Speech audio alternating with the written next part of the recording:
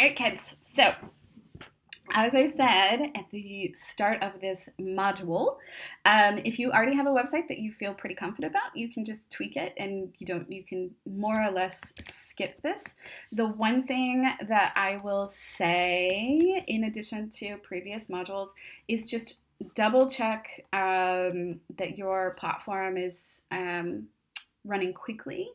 It's really important when you select a web host or build a web page. Check your page speed and and whatnot. Hire a developer if you need some help with that sort of stuff, and then just double check in the lesson that you kind of have the main pieces of your website covered. And if nothing else, make sure you have a really clear and compelling headline, a clear call to action, and an instant way to book. And with that, go and do whatever you want to do. Go see a movie or something if you don't need help selecting your web host. Okay, so for those of you that are left here, my little darlings who do not have websites and are probably terrified by them, I'm sorry. I know. Back in like 2008 or whatever it was when I quit Nike, I signed up a client to do his WordPress website, and I'd never used WordPress before. And that's how I taught myself to code initially. And I've had a lot of training since then and done a lot of work around that, but I understand how crazy it is and obnoxious. So next week, you're going to have time to implement this stuff, and I'm going to do a detailed walkthrough of how to use WordPress if you want to use WordPress. That said, for 80% of you, unless you are heavily planning on being a blogger, if you're really technically challenged and you really hate tech and you're not much of a designer, I highly recommend you use Squarespace. So it's gonna cost you a little more money to start. I think it starts at $30 a month or something so with WordPress, basically you have to buy a host, which is usually about $100 a year, so 10 to 12 bucks a month. And then I recommend you use the Divi theme, which is $100. So it's $200 initial investment, and then that's more or less you get the $100 a year. So it's about $10 a month. With Squarespace, it starts at about $30. Which is not typically a big deal. But when you're early out, I know sometimes, and tight, money is tight, or if you did the crazy shit that I did and you quit your job, you don't have a plan, $30 a month sounds like a lot. I've been there. Trust me. But if you can, use Squarespace. They've done a really nice job. I'm not going to say that it's easy to use anymore. It used to be. Unfortunately, I wouldn't say it's necessarily easy to use anymore, but it's a lot easier to use. It's a lot easier to get started, and you're almost guaranteed a good-looking website. Like it's hard to screw up a Squarespace website and end up with something that's ugly. And I know that that's a fear. And I've seen a lot of people that are like, because they come to me after they've screwed up their website. They're like, I installed this WordPress thing, I invested, I spent a bunch of money on this WordPress theme and set it up, and then it's just hideous, and nothing I can do can fix it, and I don't know why it looks so pretty in the demos, and it looks so bad on mine. And that's because it's meant to be used really by people that understand how to use them. If you don't, it's very easy to kind of do some crappy stuff, right? And that doesn't mean there's anything wrong with you, that's not your wheelhouse. You're not a tech person. It's okay. There are lots of geeks like me who would happily help you out. Now, I know that that's hard when you're early on to invest. So if you're on a tight budget and you can't invest in somebody to do your website, use Squarespace.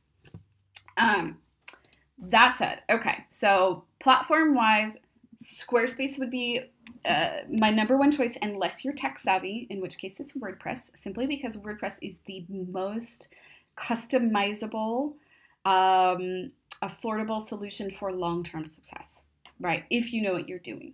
You can add pretty much any functionality you can think of with WordPress, and you have complete control. And that's why it's like one of the most popular platforms on the website, or on the web, on the internet.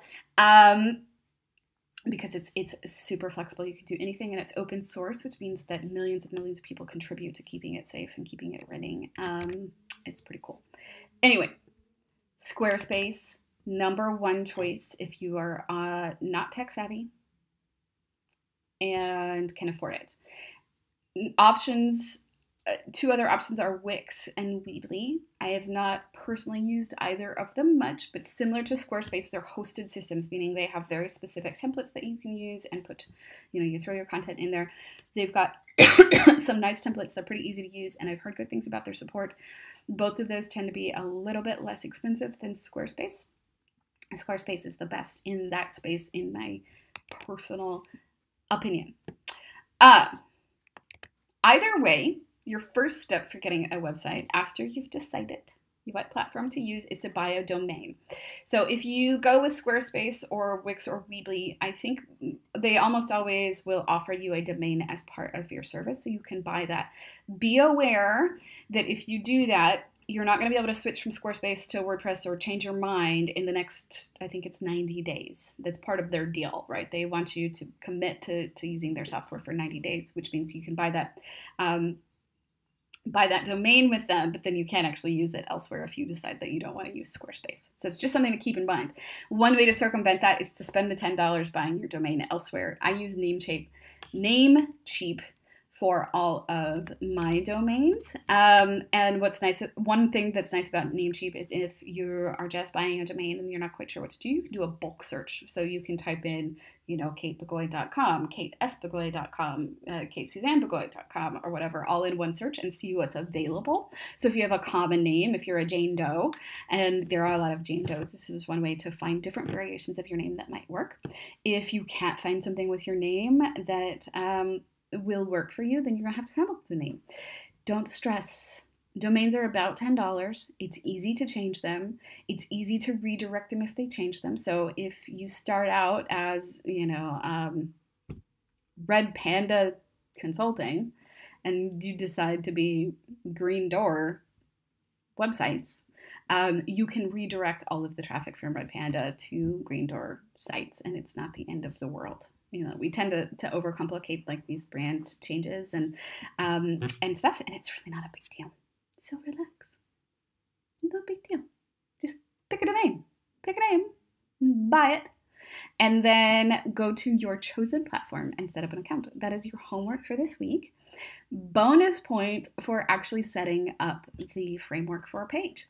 Now, you're going to have plenty of time next week. Next week is implementation week, which means that it's there. I'll probably have a couple of bonus videos for you, but for all intents and purposes, it's really about a catch-up week. It's about starting to put all of this stuff into practice. It's about putting together your website and making sure you have all of the framework to launch your business. But if you want to get started now, if you have some time, because this is a lightweight module, it's more of a learning module rather than a doing module, you can start by putting together a like 5 or 6 section page layout, which is the home, right? Your tagline, as we talked about in the last one, some sort of about your services, about your businesses, your products, etc. Something with your rates or packages or service offerings, something about you. If you're a writer and you can quickly put together some content, throw a little blog thing in there, and then a way to contact you. Again, highly recommend calendly.com. It's free to set up initially, and then it's like if you need the pro version, meaning multiples, or payments, it's like $100 a year. Dirt cheap, super help. And that is really about it. I've got some resources, I think, in the lesson, just a couple. If you're really stuck and this stuff overwhelms you, hire help. Like, I do everything the hard way. Usually the first time. It's almost always better to hire help. So go to Upwork or freelancer.com or find, something of that nature and find somebody that is very skilled in the area that you need and hire help. And notice that you're a freelancer and I'm telling you not to build your business on Upwork, but I refer you to use those. It's because they're affordable ways to get started. And I'm all about investing in your business. I really am. And at some point, you probably want to spend some good money on having a website professionally built for you. if you stay in business. But if you are just getting started and the goal is to just get your first client, you don't need to be spending a lot of money. And in fact, I don't think you should, simply because your business is going to morph and change a little bit as you grow, as you get some client work under your belt and you learn how to talk to your customer. So don't spend $5,000 on a website right now when, 2 months from now, you might actually change your mind and make some minor tweaks to who your client is. You might get that first client and it's a great client and it's a great paying contract, but then you hate it and you're like, I don't want to do this. I've done that before too, like the WordPress thing. Actually, that's to bring that up. Like I said I was going to do custom WordPress development, and I did one, and I was like, this is a nightmare. I hate it. And so then I started doing theme customizations, right? And it was a minor pivot, it was a minor change, but it was a big change from my perspective, and it was much more enjoyable for me. So that sort of stuff is going to happen naturally as you build your freelance business, your consulting business. So don't lock yourself into an ecosystem now. Okay, so go pick a domain, buy it, and decide what platform you're going to use. We'll see you next week.